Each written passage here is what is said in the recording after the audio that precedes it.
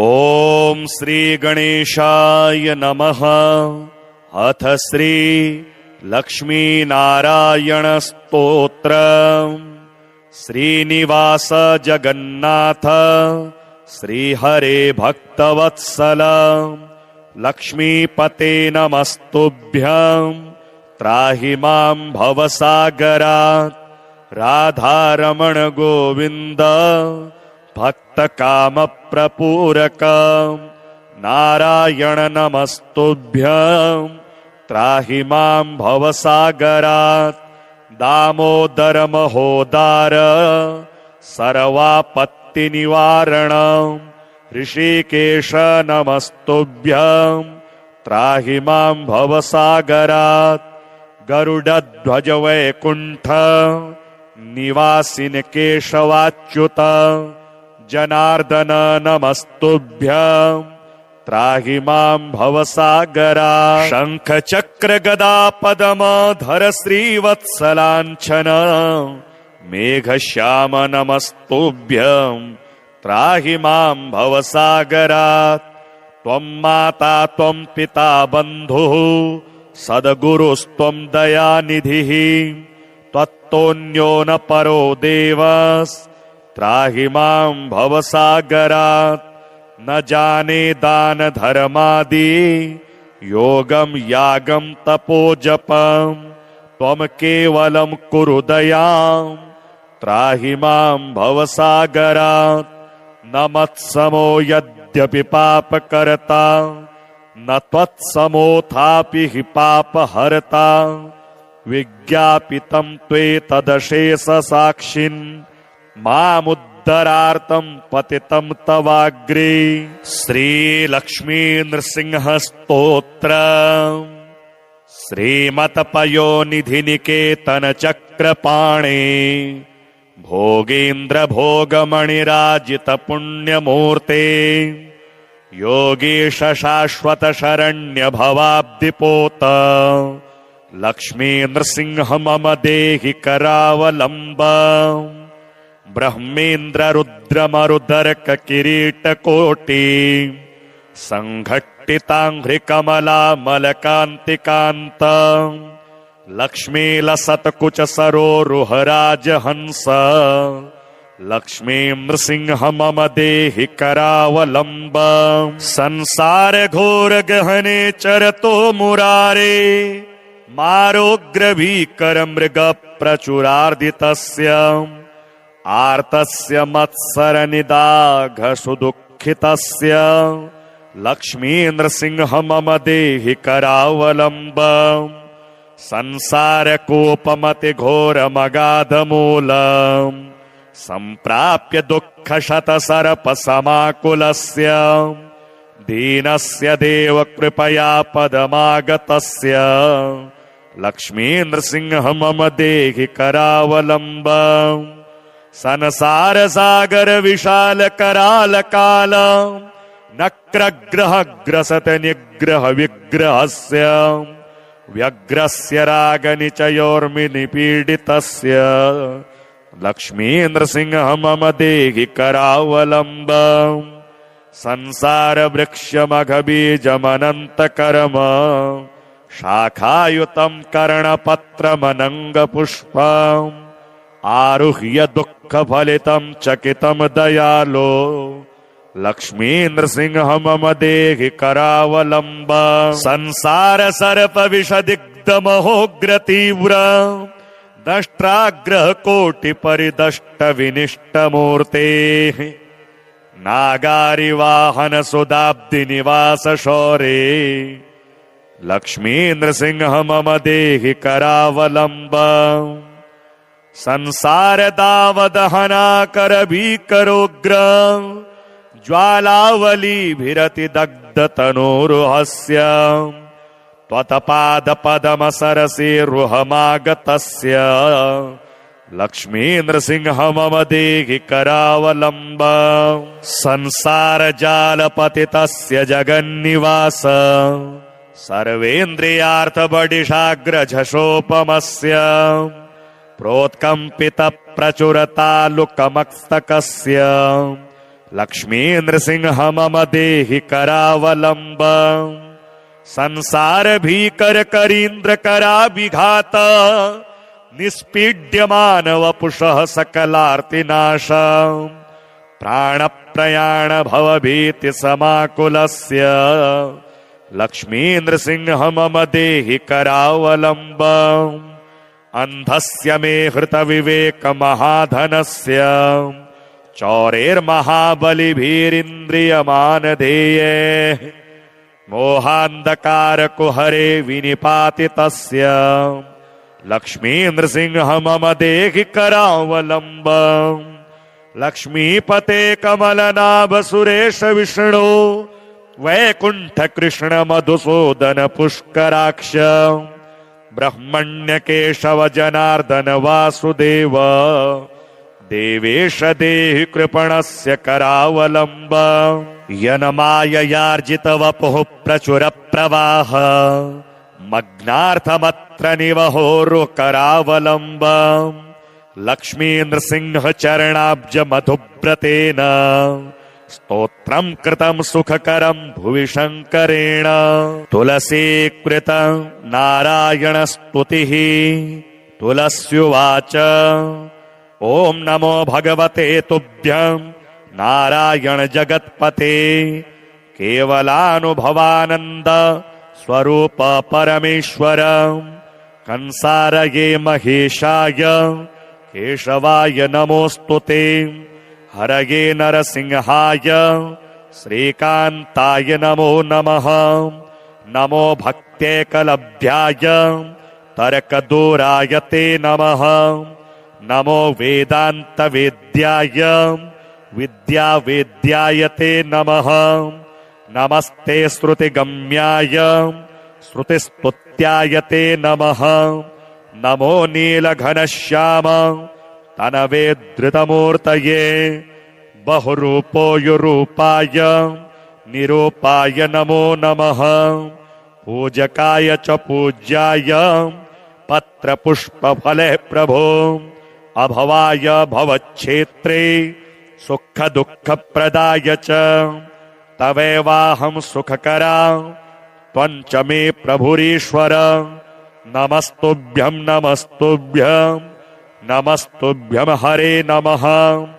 इति स्तुत्वा दण्डवतसा कृत्वा तञ्च प्रदक्षिणं पुनस्तुष्टावतुष्टात्मा वचोभिर्मलः सखी श्रीनिवास जगन्नाथ श्रीहरे भक्तवत्सल लक्ष्मीपते नमस्तुभ्यं त्राहि मां भवसागरात् राधारमण गोविन्द भक्तकामप्रपूरक नारायण नमस्तुभ्यं त्राहि मां भवसागरात् दामोदर महोदार सर्वापत्ति निवारण ऋषिकेश नमस्तुभ्यं त्राहि मां भवसागरात् गरुडध्वज वैकुंठ निवासिन केशवाच्युत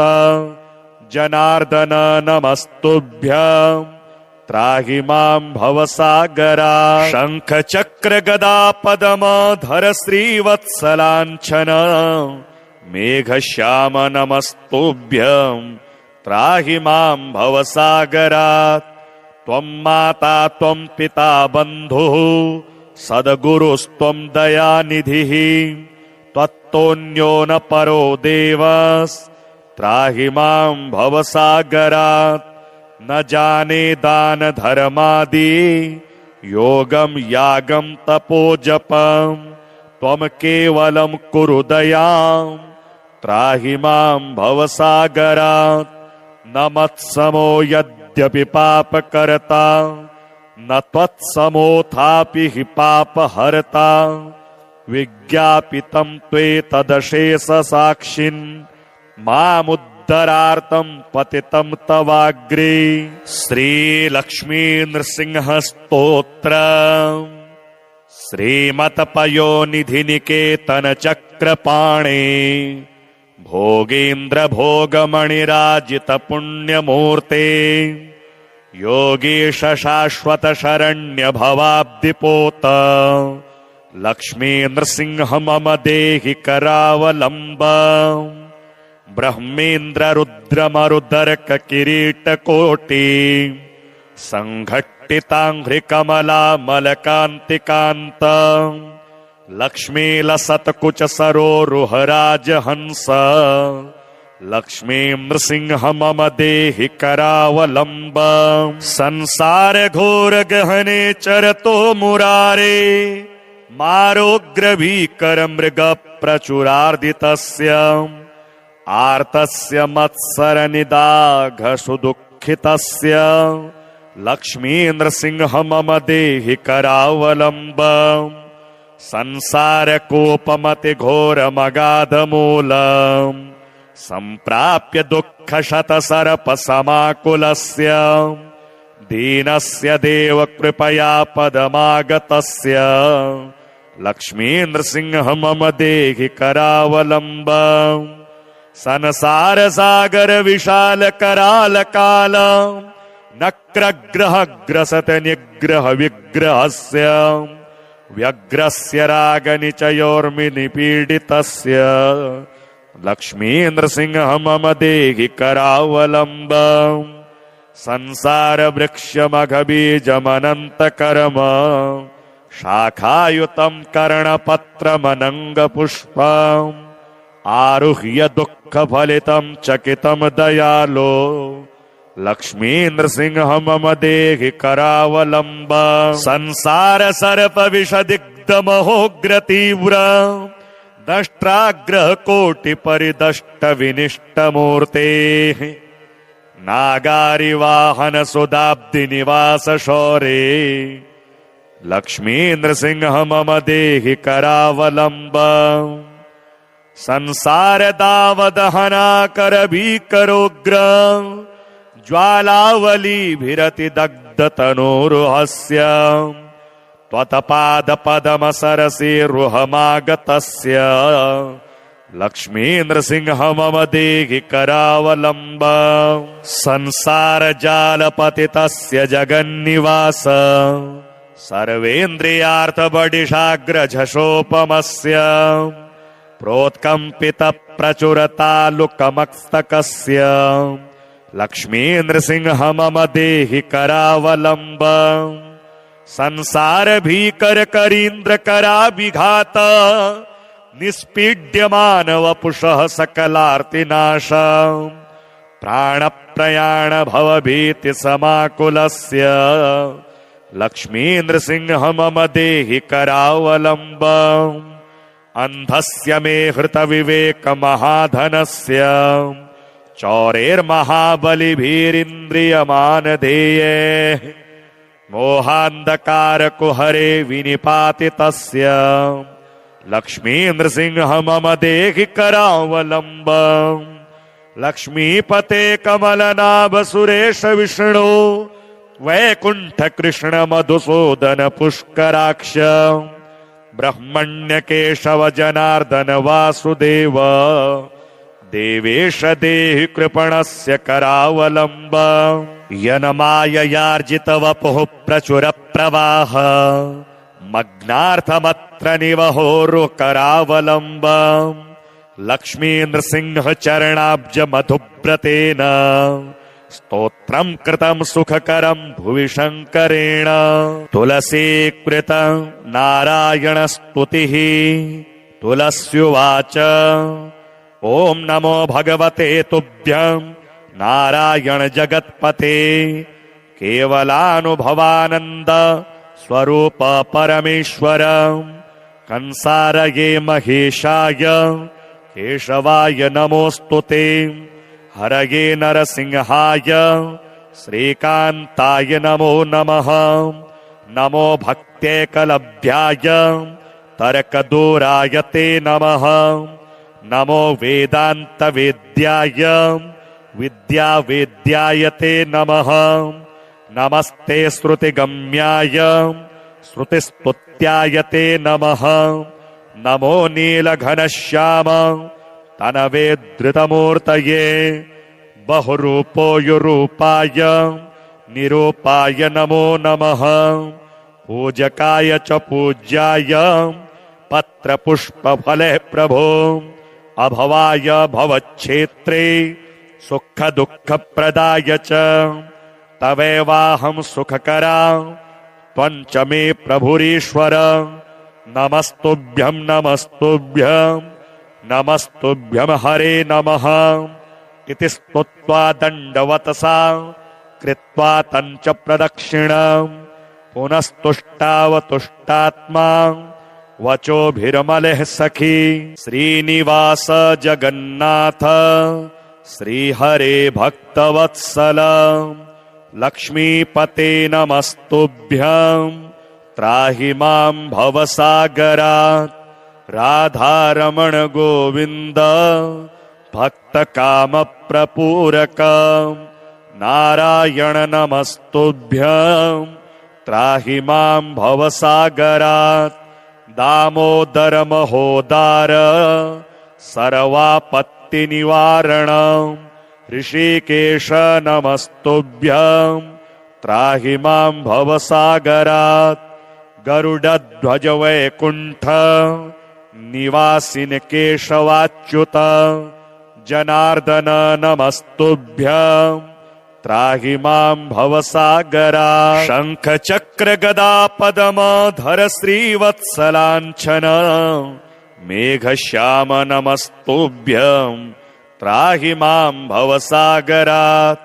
त्वं माता त्वं पिता बन्धुः सद्गुरुस्त्वं दयानिधिः त्वत्तोऽन्यो न परो देवस्त्राहि मां भवसागरात् न जाने दान धर्मादि योगम यागम तपोजपम त्वं केवलं कुरु दयां त्राहि मां भवसागरात् न मत्समो यद्यपि पापकर्ता न त्वत्समोऽथापि हि पापहर्ता विज्ञापितं त्वेतदशेष साक्षिन् मामुद्धरार्थं पतितं तवाग्रे श्रीलक्ष्मी नृसिंह स्तोत्र श्रीमत्पयोनिधि निकेतन चक्रपाणे भोगेन्द्र भोगमणिराजित पुण्यमूर्ते योगीश शाश्वत शरण्य भवाब्धिपोत लक्ष्मी नृसिंह मम देहि करावलम्बम् ब्रह्मेन्द्र रुद्र मरुदर्क किरीटकोटि संघट्टिताङ्घ्रिकमला मलकान्तिकान्त लक्ष्मी लसत्कुच सरोरुहराज हंस लक्ष्मी नृसिंह मम देहि करावलम्बम् संसार घोर गहने चरतो मुरारे मारोग्र भीकर मृग प्रचुरार्दितस्य आर्तस्य मत्सर निदाघ सुदुःखितस्य लक्ष्मी नृसिंह मम देहि करावलम्बम् संसार कोपमति घोर मगाध मूलम् सम्प्राप्य दुःख शत सर्प समाकुलस्य दीनस्य देव कृपया पदमागतस्य लक्ष्मी नृसिंह मम देहि करावलम्बम्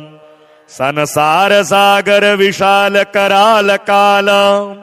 नक्रग्रह ग्रसत निग्रह विग्रहस्य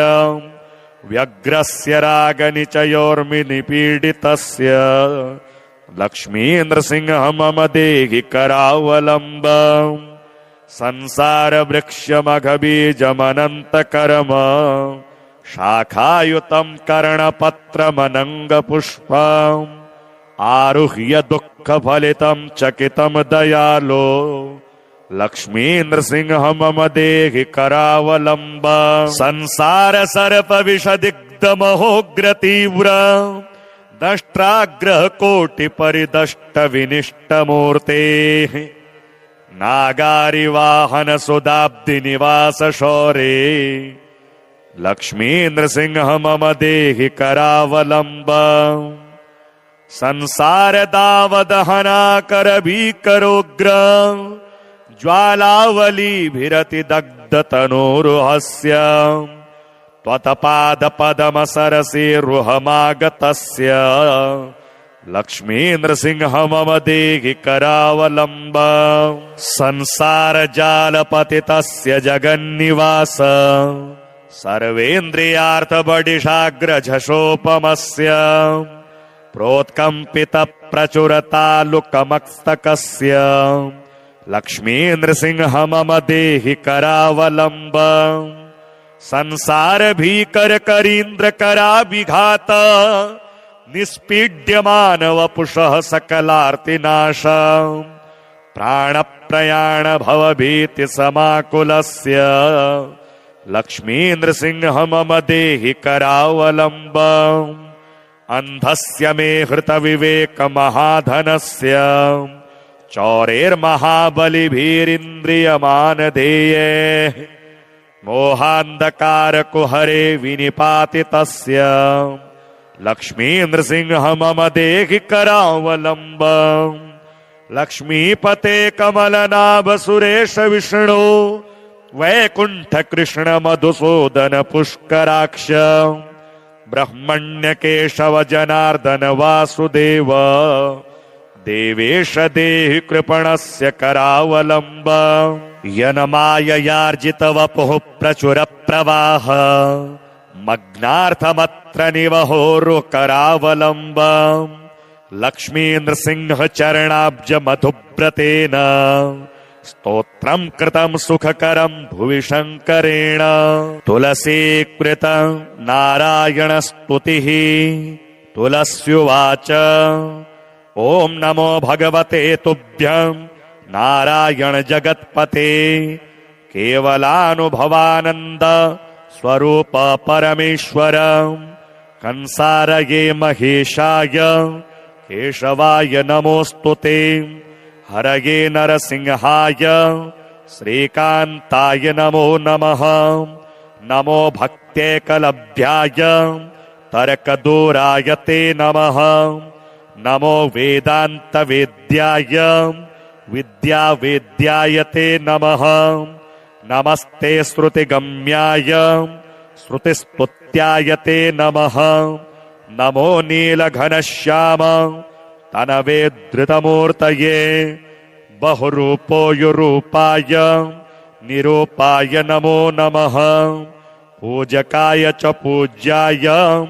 पत्रपुष्पफले प्रभो अभवाय भवच्छेत्रे